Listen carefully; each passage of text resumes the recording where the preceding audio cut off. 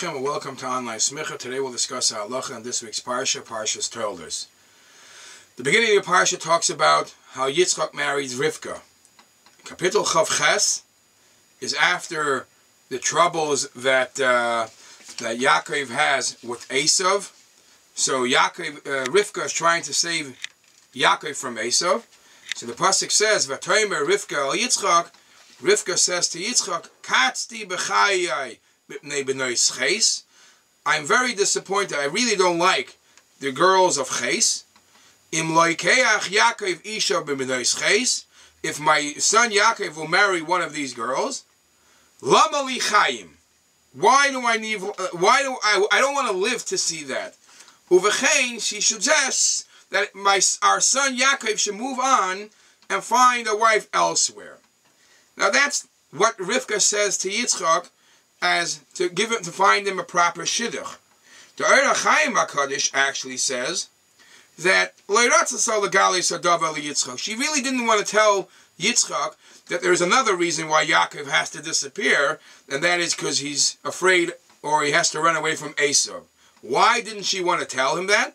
Mishum Isser Rechilus, because it would have been bad talking to Rechilus, and that's an Isser that she doesn't want to do. Therefore she said another reason. Either way, Rivka says that it's time to find a shidduch for Yaakov, and I'm not satisfied with what I see around here b'noi Ches. Let's send him to a place where he will find a better shidduch.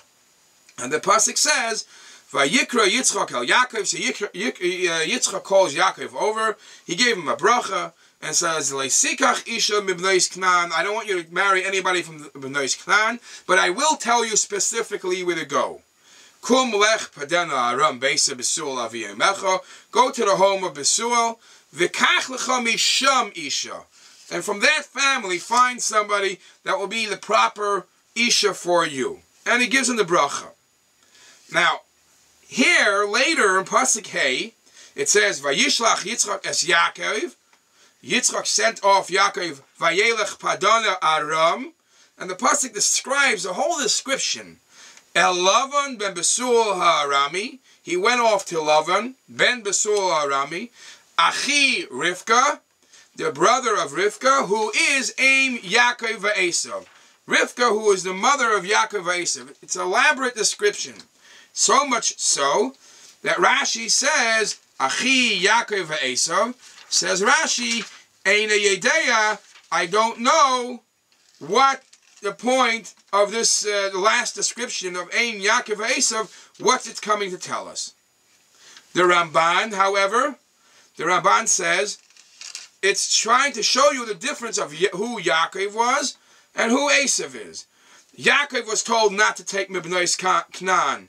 He goes and listens. Esav, however, should be the same thing, because Esav heard his father saying, I don't like Sikach Isha Mibnois Knan. Yet, Esav, like Asa Karoi, Sheyikach Mibnois Lavan. He didn't take the second part, that it says specifically from B'noi Lavan.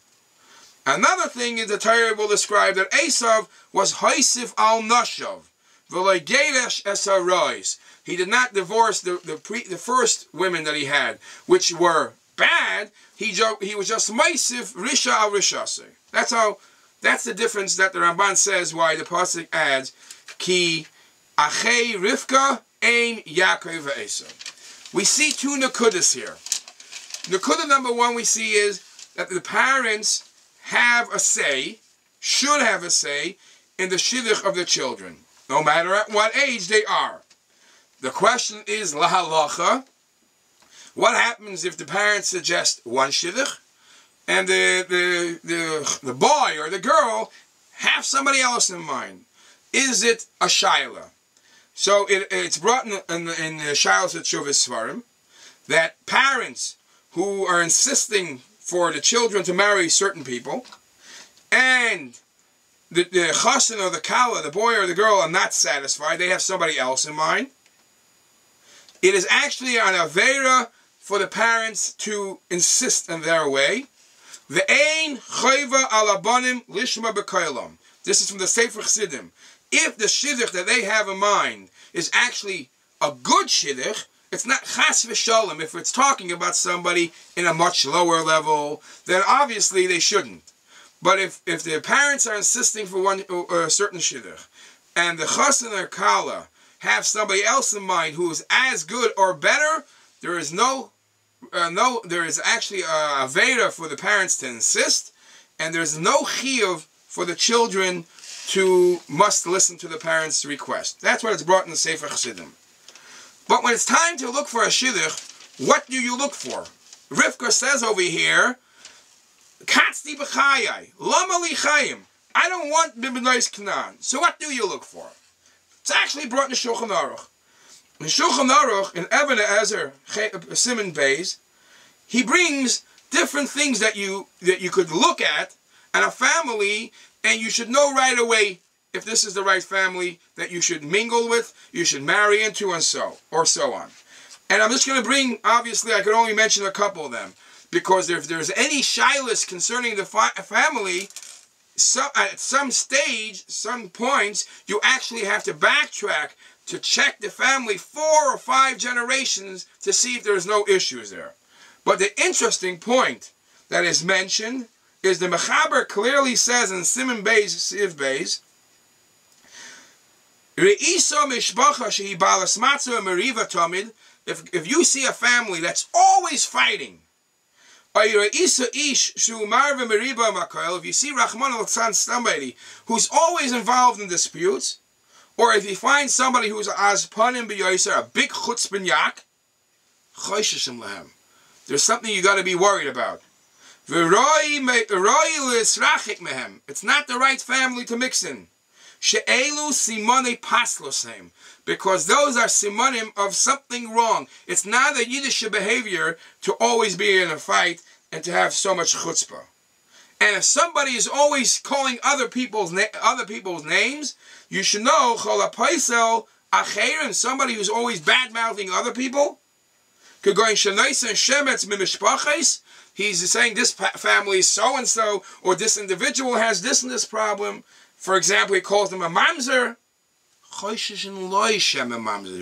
We have to worry that perhaps he has that problem. If he calls somebody an eved, perhaps he's the eved. Shekol ha-poisel b'mumei poisel.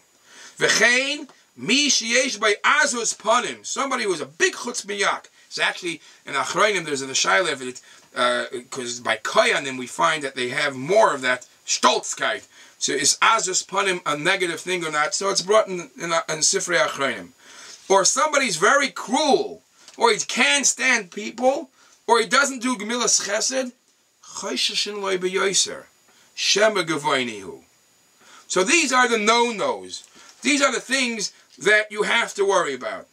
There is brought from the Aruch HaShulchan, brings from the Marshal, that the Marshal says, if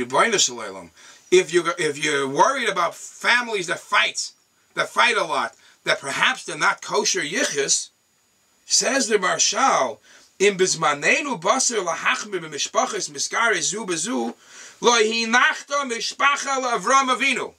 There's no kosher mishpacha, because everybody gets into a fight once in a while. There's no mishpacha that has the cheskas kashrus. So says the Marshal, umishim hachi nira, therefore it appears to me, afilu mishadarke livso mishpachas, even somebody who's easy and bad-mouthing other families, ein choishish in olav. It's not, you don't have to label him yet very, very bad, because it's nebach, it's a sickness that people, that's how people behave this way. Ki adar parutz umorgol bakach. And the Aruch HaShulchan, when he brings this Marshal, concludes, and he says, Im bedoira, if the Marshal said it in his generation that they were fighting, that it's not considered a bad siman, kal v'chomer l'doira seila. How much more so in our generation when people are not careful what they say. These are the negative things that you should be aware about. Of course, you also have to be aware about the yichus, the lineage of the family. But in Sif Vav, in Simon Beis Sif Vav, he actually says the positive things that you should look for when you're looking for a shidduch for yourself or for your family member. Try a bas Talmud Chacham, a ben Talmud Chacham. It goes in a list. the Bas Gadol Adar, Bas Rashi Knesiyos, but Va'al Yisa B'tei La'amaretz. And it says clearly that a person should put every effort that he has to try to find a shidduch for himself, for his daughter, in the family of a Talmid Chacham. Yashikoyach, and please join us again next week.